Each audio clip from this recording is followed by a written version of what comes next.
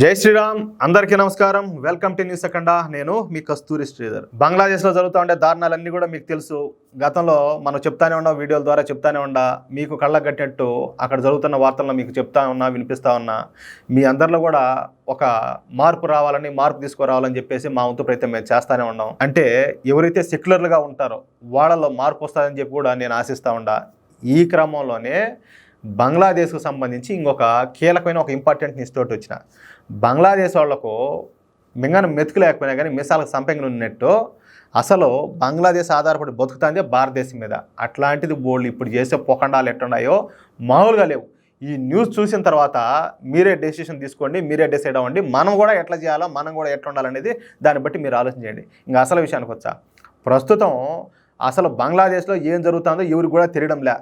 బంగ్లాదేశ్లో ఇప్పటి వరకు ఏదో కాస్త కూస్తో నిజాయితీగా పనిచేసే అధికారులను ఈ రాడికల్ ఇస్లామిస్టులు ఏంటంటే రాజీనామాలు చేయించారు దగ్గరుండి. అట్లాగే బంగ్లాదేశ్లోని అత్యున్నధికారులు ఒక్కొక్కరిగా ఏంటంటే వీళ్ళ దెబ్బకు భయపడిపోయి బంగ్లాదేశ్ను వదిలిపెట్టేసి పారిపోతున్నారు.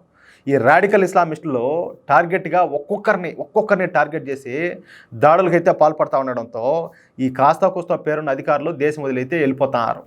సరే, ఇక హిందువులపై దాడులు అంటే చెప్పనవసరం లే, మనం చెప్తానే ఉన్నాం గత వీడియోల్లో. హిందువులను హత్యలు చేయడం, ఈ మానవంగాలు చేయడం, హిందువుల ఇళ్లను దోపిడీలు చేయడం అతి సాధారణంగా, అంటే ఏదో క్యాజువల్గా జరిగినట్టు జరిపేస్తారు ఇట్లన్నిట్లు కూడా. ఇది మాకు ఇది అలవాటేనన్నట్టుగా. అయినప్పటికీ ఈ మత పిచ్చిగాళ్లకు కసి కోపం తగ్గడంలే. ఎందుకంటే వీళ్ళు జిహాదీలు కదా, రాక్షసుల కంటే, సైకోల కంటే, జాంబీల కంటే ఇంకా ఇది అల్టిమేటు జిహాదీలు కదా. ఎలాగైనా సరే ఏదో ఒకటి చేయాలని చెప్పేసి రోడ్ల మీద పడి తిరుగుతున్నారు. అంటే వాళ్ళ కథలు, వాళ్ళ పూనకాలు ఆగడంలే. ఇంకా ఏదో చేయాలా, ఇంతకుమించి ఏదో కావాలన్నట్టు.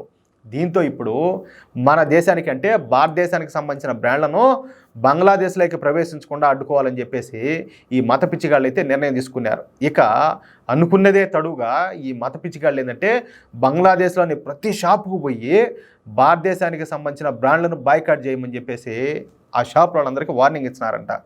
అంటే భారతీయ ఉత్పత్తులను అమ్మవద్దని చెప్పి, అమ్మితే తీవ్ర పరిణామాలు ఉంటాయని చెప్పేసి ఈ మతపిచ్చ జిహాదీలో బంగ్లాదేశ్ వ్యాపారులను అయితే బెదిరిస్తున్నారు. ఇక్కడ అసలు విషయం ఏంటంటే ఈ మత పిచ్చిగాళ్ళు ఇదంతా చేస్తా ఇదేదో హీరోయిజం మారి ఫీల్ అవుతున్నారు కదా వీళ్ళంతా.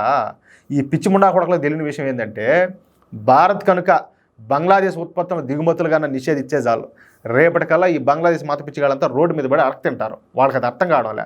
వీళ్ళు ఏంటంటే మేమేదో అన్నట్టు, మేమేదో బిగుతున్నాము, మేమేదో చేస్తున్నాం, మేమేదో అనుకుంటున్నారు. కానీ ఈ ఎగుమతులు దిగుమతులు భారతదేశానికి బంగ్లాదేశ్ కానీ ఎప్పుడైతే అట్లాగానే ఆగిపోతాయో, అడ్డుకట్టేస్తారో, పాకిస్తాన్ కంటే అద్మానంగా తయారవుతారు వీళ్ళు.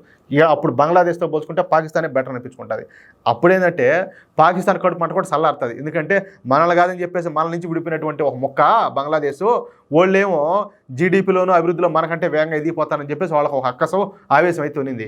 ఈ క్రమంలో ఏంటంటే బంగ్లాదేశ్ సంఖ్య అయిపోతారు కదా, అప్పుడైతే వాళ్ళ కడుపు మంట చల్లారుతుంది. అప్పుడు వీళ్ళకు అప్పటికి కానీ బుద్ధి రాదు. అసలు బంగ్లాదేశ్లో హిందువులపై జరుగుతున్న దాడులు చూస్తూ ఉంటే మన దేశంలో అదో ఆ ట్యాక్స్ తగ్గించలా, ఈ ట్యాక్స్ తగ్గించలేదని చెప్పేసి ఏడ్చే కొంతమంది సెక్యులర్లు ఇప్పుడు కొంతమంది ఉంటారు కదా ఇక్కడ, అదిగో ఆ ట్యాక్స్ అంత వేస్తారు, ఈ ట్యాక్స్ అంత వేస్తారు, అదిగో కూరగాయల రేట్లు ఎంత ఉన్నాయి, ఎర్రగడ్డలు ఎంత ఉన్నాయి, టమాటకాయలు ఎంత ఉన్నాయి, పెట్రోల్ ఎంత ఉన్నాయి, డీజిల్ ఎంత ఉన్నాయి అని చెప్పేసి ఇవన్నీ పట్టుకొని ఏడుస్తూ ఉంటారు. ఇట టోళ్ళంతా బంగ్లాదేశ్ హిందువులతో ఒకసారి పోల్చుకోండి. వాళ్ళు అసలు బతికితే చాలరా అనుకుంటారు. బంగ్లాదేశ్లో కోట్లు ఉండే కోటీశ్వరులు కూడా చాలా మంది ఉన్నారు హిందువుల్లో. వాళ్ళు ఇప్పుడు అసలు ఆస్తులన్నీ లూటి అయిపోయినాయి, ఇండ్లు ధ్వంసం అయిపోయినాయి, మొత్తం మాన ప్రాణాలన్నీ పోతాయి, బతికేది ఎట్రా బతుకు చూడ అంటున్నారు. కనీసం కనుక్కోండి, తెలుసుకోండి. ఇప్పుడు ఏంటంటే ఇప్పటికి కూడా మోడీ మీద విషయం చెప్పేవాళ్ళు చాలా మంది ఉన్నారు. మనలో ఉండే సెక్యులర్లే. నాయనా, సెక్యులర్లన్నా కమ్యూనిస్టులన్నా మీరు కులం పేర్లు చెప్పినా కానీ ఆడ దొబ్బదు. హిందువు అంటే చాలు కథం, అట్లున్నది పరిస్థితి. కనుక్కుంటే, తెలుసుకుంటే మీరు, మీ కుటుంబాలు, మీ భవిష్యత్తులో అన్నీ బాగుంటాయి. లేకపోతే దాన్ని ఎగ్జాంపుల్గా తీసుకోండి మీరే. ఇంతకుముందు నేనేం చెప్పాలా, చెప్పిందే చెప్పరా అన్నట్టు. అట్లా ఈ వీడియోపై మీ యొక్క అమూల్యమైన అభిప్రాయాలను దయచేసి ప్రతి ఒక్కరు కూడా కామెంట్ రూపంలో తెలియజేయాలని చెప్పి కోరుకుంటూ, అలాగే ఈ వీడియో నచ్చితే దయచేసి లైక్ చేయడంతో పాటు మీకు ఎంతమందికి వీలైతే అంతమందికి షేర్ చేయండి. నేను ఇంకొక మాట చెప్తున్నా, చాలా రోజులుగా ఇదిగో ఈ మాట నేను చెప్తానే ఉండా. మన కమ్యూనిటీలో నేను ఒక పోస్ట్ కూడా ఒకటి పెట్టినా. అదేంటి అంటే ఇప్పుడు చైనా కానీ పాకిస్తాన్ కానీ మన శత్రు దేశాలు అంటాం. అట్లాగే నేను ఇంకొక మాట కూడా చెప్పిన, నాయన మనకు బంగ్లాదేశ్ కూడా మన శత్రు దేశమేనో అని చెప్పిన. అప్పటికి ఇదంతా కూడా స్టార్ట్ అవ్వాలా.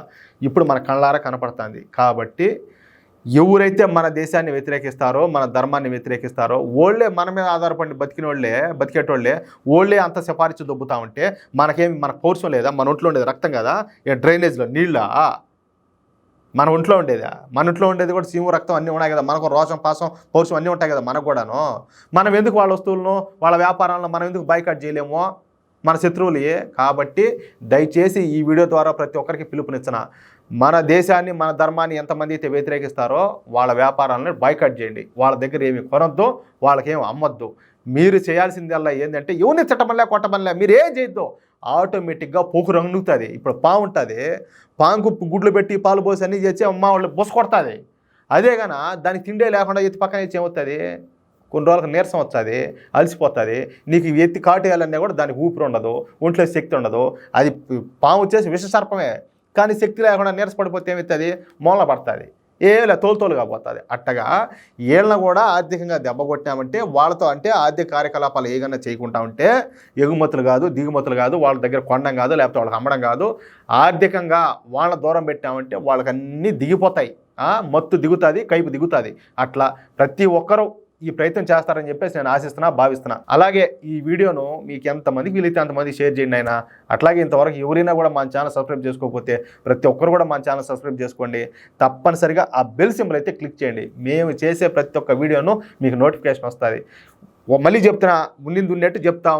ఇంకా ఏం చేయాలనేది ఇంకా మీదే ఇష్టం, మీ బాధ్యత అంతే. జై శ్రీరామ్.